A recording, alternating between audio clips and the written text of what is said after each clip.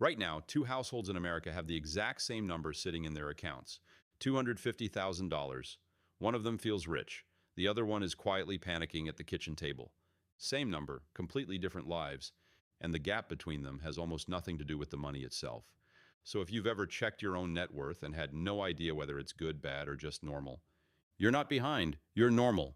Almost nobody can tell you what each level of wealth actually feels like to live in. Today, I'll walk you through every net worth level in America, from underwater all the way to the top 1%, and show you exactly what each one really buys.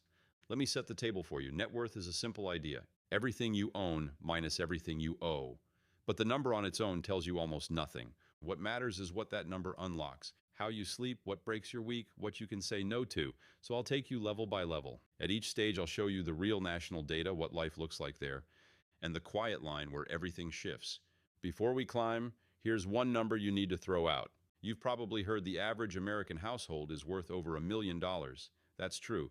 And it's one of the most misleading stats in personal finance, because the household's sitting right in the middle of the country.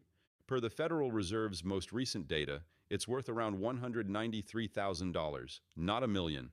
The average gets pulled way up by a small group at the very top, while millions of households sit far below it. So when a headline tells you the typical American is doing great, that number isn't describing you. It's describing the people at the top blended into everyone else. And here's what nobody tells you: strip out home equity, the money locked in the house you actually live in, and that middle number drops to roughly $58,000. So the real ladder is lower and tighter than the headlines make it sound. That's not opinion, that's the data. Now let's climb it. Let's start where most people don't want to be: net worth around zero or below it. This is more common than you'd ever guess. A large share of younger households, and plenty of older ones, owe more than they own, mostly from student loans, car loans, and credit card balances. So what does zero actually buy you? It buys a life run entirely by the calendar. Rent is due, the car payment hits, and there's nothing between you and the next paycheck. One flat tire becomes a crisis. One missed shift becomes a late fee. Every financial decision gets made under pressure, because there's no margin to make it any other way. If you're here, you're not lazy and you're not behind. You're where a large part of the country starts. I've been there. The goal at this stage isn't wealth. It's just getting 1 foot of daylight between you and the edge. Now here's where it gets interesting. The first real rung is somewhere between $0 and $25,000. This is your first emergency fund, the cushion that turns a disaster back into an inconvenience. Crossing it changes something you can actually feel. The flat tire is still annoying, but it's not a panic anymore. You can cover the deductible. You can say no to a job that's grinding you down, because now you've got a few weeks of room to breathe. Most Americans never build a steady $1,000 cushion, let alone $25,000. So if you've crossed this line, you've already done something rare. What it buys isn't stuff.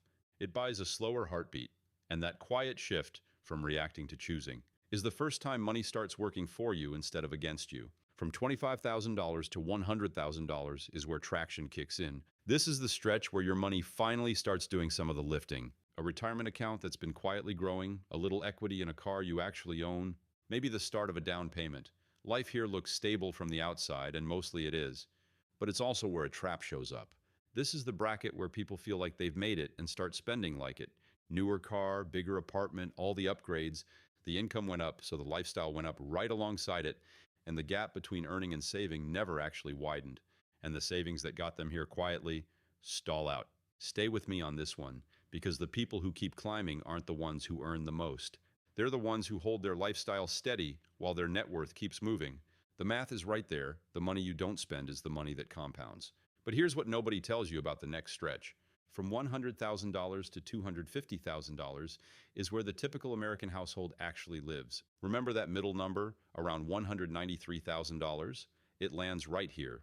So if this is you, understand what that means. You're not behind. You're literally the middle of the entire country. What does it buy? Real footing? You own a home, or you're close. Your retirement accounts have a balance that finally feels serious.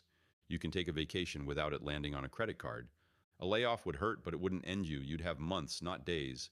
The catch is that almost all of this wealth is usually tied up in your house. It's real, but you can't spend your kitchen. So the move here isn't to feel rich. It's to keep building the part of your net worth you can actually touch. The investments, the cash, the accounts that don't need you to sell your home to use them. Cross $250,000 and the feeling shifts again. This is breathing room. And here's the strange part. Two households can both sit at $250,000 and live completely different lives, which is exactly where we started this video. One has it locked in home equity and a pension they can't touch for decades. The other has it liquid, invested, growing every single year. Same number, different freedom. At this level, money starts generating real money on its own. The growth on your investments in a good year can rival a part-time income. You're not buying yachts, you're buying options. The option to switch careers, to ride out a rough patch. To help your kid without wrecking your own plan, only about 1 in 7 households ever reaches this kind of investable wealth. And the feeling that comes with it is subtle but real. You stop checking the account out of fear and start checking it out of curiosity. If you're climbing toward it, keep going. This is where the work starts paying you back.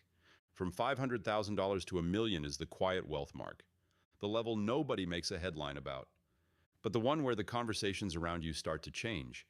The bank treats you a little differently, mortgage terms get better, doors that were closed crack open, and the day-to-day feeling?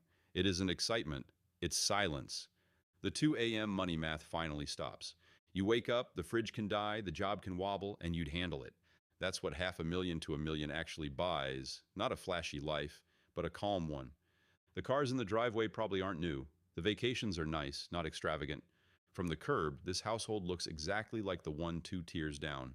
And here's the thing. Most people undervalue this level because it doesn't look like much from the outside. But from the inside, it's the entire difference between hoping and knowing. Now here's where it gets interesting again. Hit $1 million and you're officially a millionaire. But here's the part that surprises people. A million isn't rich anymore.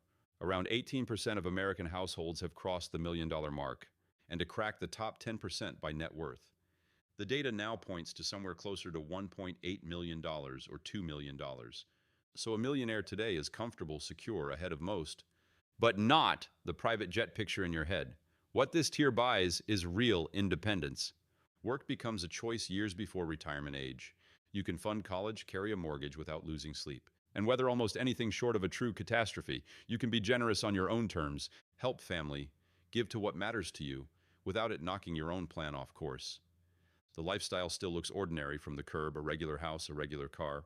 The freedom underneath it is anything but, and at the very top sits the level almost nobody reaches. Net worth climbing into the top 1%, where the household threshold runs all the way up around $11 million. Here's the number that should stop you cold. The top 1% of households now controls roughly 31% of all the wealth in this country, the highest share since records began in the late 1980s. Meanwhile, the entire bottom half of America splits about 2.5% of it. Sit with that gap for a second, because it explains almost everything about why the average is so misleading. At this level, money isn't about your lifestyle anymore. It's about what outlives you. Foundations, businesses, what gets handed down. The car and the house stopped mattering a long time ago. What it buys is influence and permanence. And total U.S. household wealth just hit a record near $184 trillion. But because of that concentration, most of that record never reached the households that needed it most. Here's the truth I want you to walk away with. Net worth isn't a scoreboard for how good a person you are. At every single level, the same pattern holds. The number matters far less than how much of it you can actually touch, and how much sleep it buys you back. A household with $250,000 in liquid, growing investments can be freer than one sitting on $500,000 they can't reach. So stop measuring yourself against the average. That number's a mirage. Measure the one thing that moves you up every tier. The gap between what you earn and what you spend, invested where it can grow. That's the engine behind every level we just climbed. So here's your one move this week. Open your accounts, add up everything you own, subtract everything you OBE, and write down two numbers, your total net worth, and the part of it you could actually get to in 30 days without selling your home. That second number is the real one. Track it every few months. Watch it climb. Because the household that quietly closes that gap year after year is the one that ends up at a tier it never thought it could reach. That's how you move. If this hit home for you, hit subscribe and turn on notifications. I drop new videos breaking down American money 3 to 4 times a week. Thanks for watching. Take care of your money this week, and I'll see you in the next one.